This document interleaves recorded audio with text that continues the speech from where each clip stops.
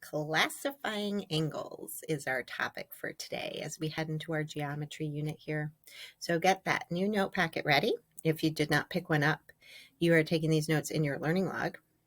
Title is Classifying Angles, and you're going to see two learning targets today.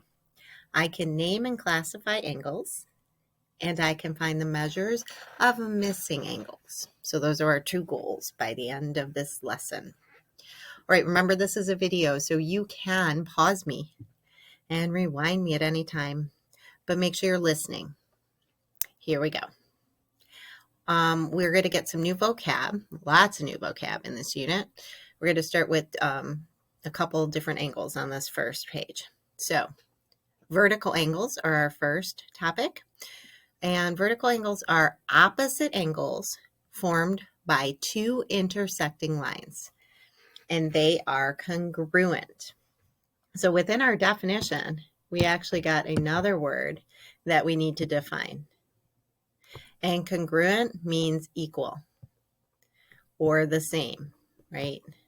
So if things are congruent, they are equal to each other. All right, if we draw a picture of these vertical angles, I'm going to have two lines. This will be line A, we'll say.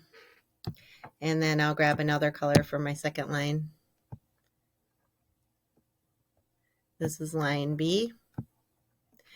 Their point of intersection, or what makes them intersecting lines, is right here marked with that dot, okay? Now, vertical angles are formed when these lines intersect. And so I'm going to show you a pair of vertical angles. On top here with that arc, we mark angles with an arc. This is angle 1. And then its congruent partner is right below. That would be angle 2. So that picture is an example of vertical angles. Adjacent angles are our next type of angles, and adjacent angles are angles that are next to each other. They share a side and they share a vertex. Okay, when we're going to be drawing angles in class, we're going to be using a protractor. If you have your own, I need you to bring that. If you don't, we'll have some that you can borrow, okay? I can't use a protractor on this jam, but in class, we will be using these to get the straight lines and the measures of the angles. So just so you know, and that will apply more as we go down on this page. All right, so I'm going to, again, draw an example of what these look like. So I have a line here. We'll call this line C. And then line C gets intersected by another line.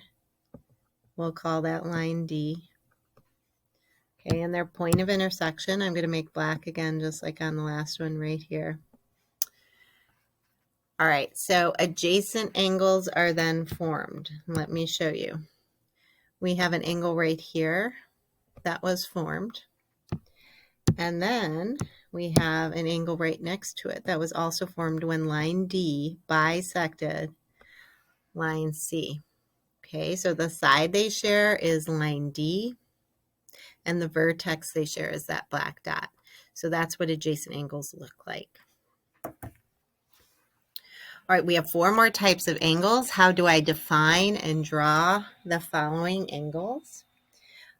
So a straight angle, we will draw in just a moment, but a straight angle is 180 degrees. And when I draw the picture, I'll use the little degree sign in it so you can see what that looks like. So again, if I have my line C, and I don't do anything else to it, this is actually a straight angle. This measures 180 degrees. And we could draw that with our protractor, which we will. Okay, a right angle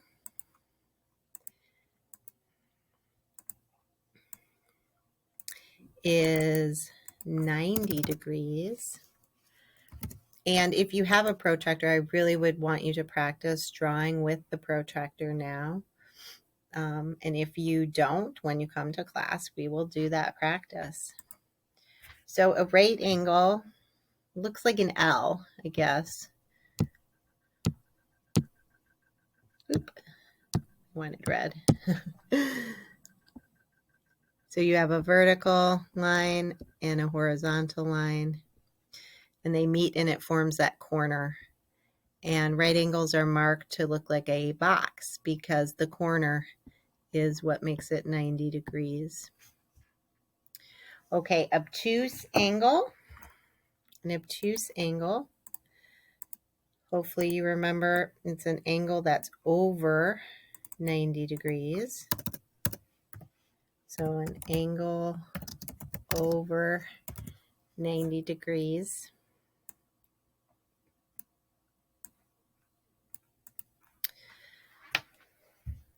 And an obtuse angle, I like to think of them as kind of relaxed. They're laid back, right? So they're bigger. They have a bigger arc, just like the 180, but not as big as a 180. Okay, but it looks like it's leaning back. It's laying back. So anything bigger than 90, that would include 91. That would be an obtuse angle. And then acute angles are angles less than 90 degrees.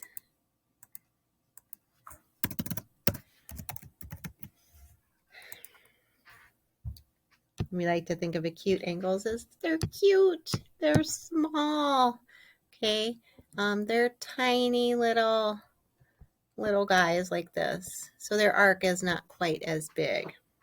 So the angle is this inside here, and I think this part kind of gets lost on us initially as 7th graders.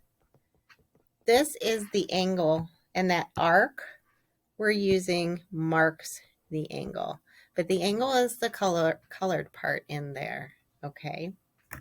So these are our types of angles that you're going to be asked to name and classify: vertical, adjacent, straight, right, obtuse, and acute.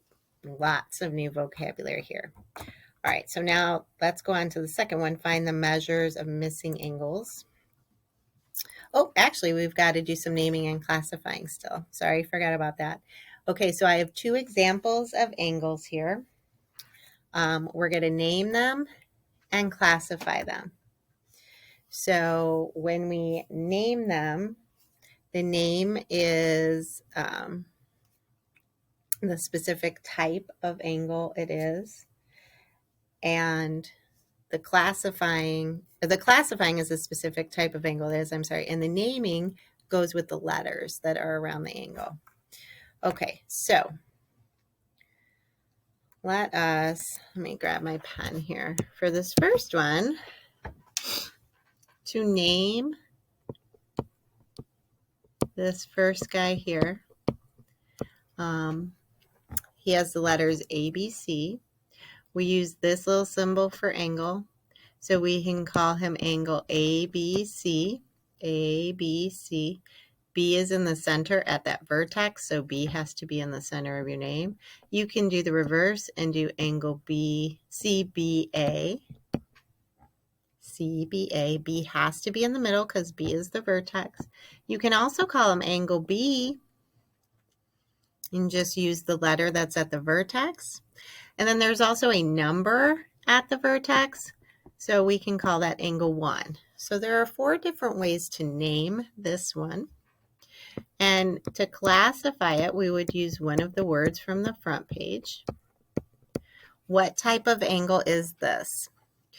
Do you see vertical angles, adjacent angles? Is this a straight angle, a right angle, obtuse, or acute?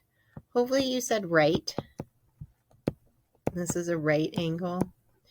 And you see that box by the vertex B. Okay, we're going to do the same thing with our next guy. Let's name him first. R is at the vertex. R is in the middle, so we can call him angle QRS. Then we can do the reverse of that, SRQ. R is at the vertex, so we can call him angle R. And then there's a 2 also at the vertex, so we can call it angle 2. Those are the ways we can name it. And then if we classify it, what word would we use from the previous page? Is it showing vertical angles, adjacent angles? No, it's just one angle, so it wouldn't be one of those two. So now ask, is it straight, right, obtuse, or acute? And hopefully you see that it's laying back, it's relaxing a little bit, so it's an obtuse angle. And we could use our protractor to measure it actually and find that measurement. All right, so that's naming and classifying. Now we're going to solve for a missing angle measure. So in this picture, I have 2 angles that are marked with degrees.